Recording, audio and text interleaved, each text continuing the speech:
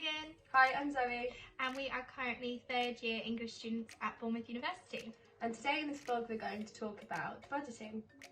So one thing that you've got to budget is your food and your food shop. So one thing I like to do once I get my student finance is make a list of everything that I need to budget in. And usually for my food shop a week it's £30 I like to spend.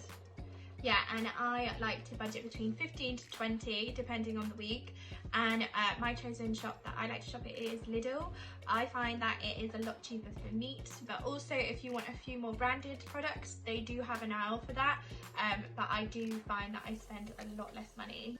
You can also do online shops, so you know you can go to Ocado or Tesco's online, and things, and maybe when you first move in you can buy a big bulk shop of like tins and pasta, which I find really is helpful because you can kind of look at how much everything is going to be online. Especially if you are having quite a long day at university or you need to bring in a lunch because you know you've got a lecture later on.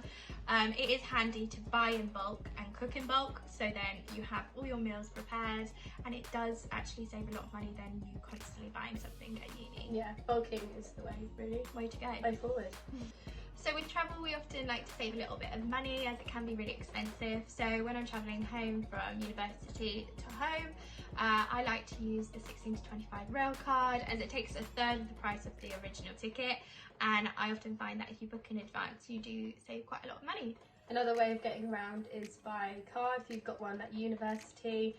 You know, you've got to factor in how much your petrol is going to be a week or monthly, and how much, you know, insurance is going to be, say if you're going home that weekend, and if you're going to do a food shop, you know, you've got to figure out how much the petrol is going to be.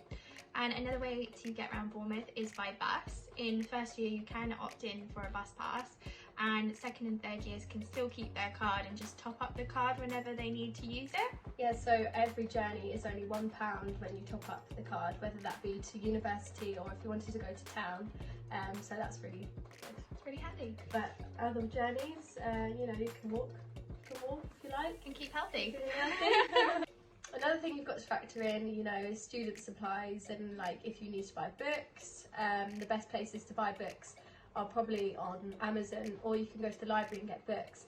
But then sometimes you can't find the right books there, or they're too expensive. So we found websites such as Abe Books that have cheaper, you know, second-hand books that usually come in good standard. Yeah, they're usually in really good condition, and we often find that at our university different courses have different Facebook groups, and often students always post in there saying we've got a few books we don't need anymore, and they sell them for quite cheap. So it is always worth having a little scout round for cheaper resources, because for us who do English a course, it is quite expensive the amount of books we need. So yeah, and then also another important thing is, you know, treating yourself.